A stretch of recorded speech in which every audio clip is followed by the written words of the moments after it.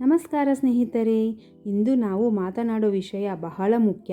2025-26ನೇ ಸಾಲಿನ ಕೇಂದ್ರ ಬಜೆಟ್.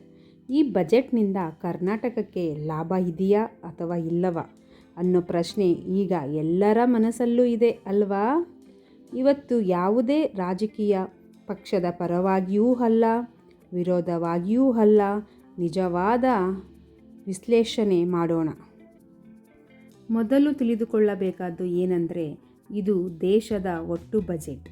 ರಾಜ್ಯವಾರು ಹೆಸರು ಹೇಳಿ ಎಲ್ಲ ಯೋಜನೆಗಳನ್ನು ಘೋಷಣೆ ಮಾಡೋದು ಅಪರೂಪ. ಆದರೂ ಬಜೆಟ್ನಲ್ಲಿ ಘೋಷಣೆ ಆದ ವಿಷಯಗಳಿಂದ ಯಾವ ರಾಜ್ಯಕ್ಕೆ ಹೇಗೆ ಲಾಭ ಆಗುತ್ತೆ ಅನ್ನೋದನ್ನು ಅರ್ಥ ಮಾಡಿಕೊಳ್ಳಬಹುದು. ಮೂಲಸೌಕರ್ಯ. 2025-26 ಬಜೆಟ್ನಲ್ಲಿ ರಸ್ತೆ, ರೈಲು, ನಗರ ಅಭಿವೃದ್ಧಿಗೆ ದೊಡ್ಡ ಒತ್ತು ನೀಡಲಾಗಿದೆ. ಕರ್ನಾಟಕದಲ್ಲಿ ಬೆಂಗಳೂರು, ಮೈಸೂರು, ಹುಬ್ಬಳ್ಳಿ, ಧಾರವಾಡ, ಕಲಬುರಗಿ, ಬಳ್ಳಾರಿ ಹೇಗೆ ಅನೇಕ ನಗರಗಳಲ್ಲಿ ಈಗಾಗಲೇ ರಸ್ತೆ ಮತ್ತು ರೈಲು ಯೋಜನೆಗಳು ನಡೆಯುತ್ತಿವೆ. ಈ ಬಜೆಟ್ನಿಂದ ಅವುಗಳಿಗೆ ಹಣದ ಹರಿವು ಮುಂದುವರಿಯುತ್ತದೆ. ಇದರಿಂದ ಉದ್ಯೋಗ, ವ್ಯಾಪಾರ, ಪ್ರಯಾಣ ಸೌಲಭ್ಯ ಇವೆಲ್ಲಕ್ಕೂ ಪರೋಕ್ಷ ಲಾಭ ಇದೆ. ಕೃಷಿ ಕ್ಷೇತ್ರದ ಬಗ್ಗೆ ನೋಡೋಣ. ಈ ಬಜೆಟ್ನಲ್ಲಿ ರೈತರಿಗೆ ಸಂಬಂಧಿಸಿದಂತೆ ಸಾಲ ಸೌಲಭ್ಯ, ಬೆಳೆ ವಿಮೆ, ಕೃಷಿ ಮೂಲಸೌಕರ್ಯಕ್ಕೆ ಬೆಂಬಲ ಇದೆ. ಉತ್ತರ ಕರ್ನಾಟಕದ ಬರಪೀಡಿತ ಪ್ರದೇಶಗಳಿಗೆ ನೀರಾವರಿ ಯೋಜನೆಗಳ ಮೂಲಕ ಲಾಭ ಸಿಗುವ ಸಾಧ್ಯತೆ ಇದೆ.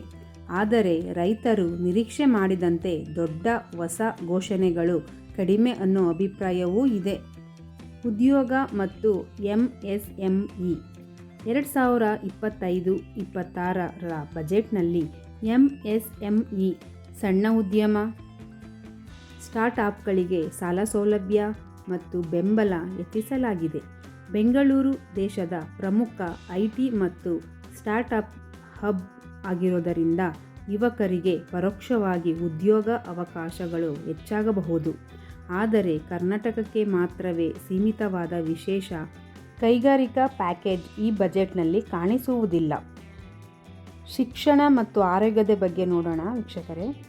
ಬಜೆಟ್ನಲ್ಲಿ ಶಿಕ್ಷಣ ಮತ್ತು ಆರೋಗ್ಯಕ್ಕೆ ಅನುದಾನ ಹೆಚ್ಚಿಸಲಾಗಿದೆ. ಇದರಿಂದ ಸರ್ಕಾರಿ ಶಾಲೆಗಳು, ಕಾಲೇಜುಗಳು, ಆಸ್ಪತ್ರೆಗಳಿಗೆ ಹಣ ಸಿಗುತ್ತವೆ. ಗ್ರಾಮೀಣ ಕರ್ನಾಟಕದಲ್ಲಿ ಆರೋಗ್ಯ ಸೌಲಭ್ಯಗಳು ಸುಧಾರಿಸುವುದಕ್ಕೆ ಇದು ಸಹಾಯವಾಗಬಹುದು. ಕರ್ನಾಟಕಕ್ಕೆ ನೇರ ಲಾಭ ಇದೆಯಾ ಅಥವಾ ಇಲ್ಲವೋ? ಇಲ್ಲಿ ಮುಖ್ಯ ಪ್ರಶ್ನೆ ಇದೆ.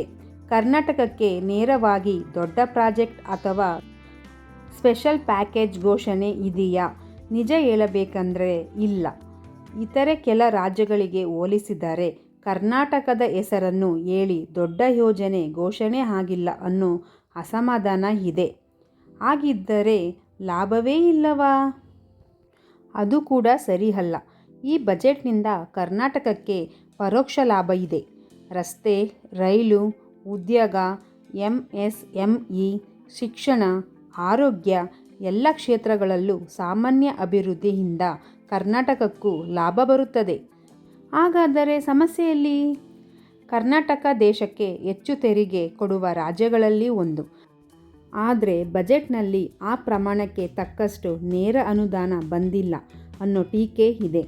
ಇದೇ ಕಾರಣಕ್ಕೆ ಕರ್ನಾಟಕವನ್ನು ಕಡೆಗಣಿಸಲಾಗಿದೆ ಅನ್ನೋ ಮಾತು ಕೇಳಿ ಬರುತ್ತಾ ಇದೆ. ಕೊನೆಯದಾಗಿ ಈ ಬಜೆಟ್ನಿಂದ ಹೇಳುವುದಾದರೆ, ಕರ್ನಾಟಕಕ್ಕೆ ದೊಡ್ಡ ವಿಶೇಷ ಪ್ಯಾಕೇಜ್ ಕೊಡಲಿಲ್ಲ, ಆದರೆ ಸಂಪೂರ್ಣ ನಿರ್ಲಕ್ಷ್ಯವೂ ಅಲ್ಲ, ಮಧ್ಯಮ ಮಟ್ಟದ ಬಜೆಟ್ ಅಂತ ಹೇಳಬಹುದು. ಈ ಬಜೆಟ್ನಿಂದ ಎಷ್ಟು ಲಾಭ ಆಗುತ್ತೆ ಅನ್ನೋದು ಈಗ ರಾಜ್ಯ ಸರ್ಕಾರ ಹಣವನ್ನು ಹೇಗೆ ಬಳಸುತ್ತದೆ ಅನ್ನೋದರ ಮೇಲೆ ಅವಲಂಬಿತವಾಗಿದೆ. ಒಳ್ಳೆಯ ರೀತಿಯಲ್ಲಿ ಬಳಸಿದರೆ ಕರ್ನಾಟಕಕ್ಕೆ ಮುಂದಿನ ವರ್ಷಗಳಲ್ಲಿ ಲಾಭ ಕಾಣಿಸುತ್ತದೆ. ನಿಮ್ಮ ಅಭಿಪ್ರಾಯ ಏನು? ಈ ಬಜೆಟ್ ಕರ್ನಾಟಕಕ್ಕೆ ನ್ಯಾಯ ಮಾಡಿತಾ? ಕಮೆಂಟ್ ಮಾಡಿ ತಿಳಿಸಿ. ಈ ವಿಡಿಯೋ ಇಷ್ಟವಾದಲ್ಲಿ ಲೈಕ್ ಮಾಡಿ, ಶೇರ್ ಮಾಡಿ, ಸಬ್ಸ್ಕ್ರೈಬ್ ಮಾಡ್ಕೊಳ್ಳಿ ನನ್ನ ಚಾನಲನ್ನು. ಥ್ಯಾಂಕ್ ಯು, ಧನ್ಯವಾದಗಳು. ಬಾಯ್ ಬಾಯ್.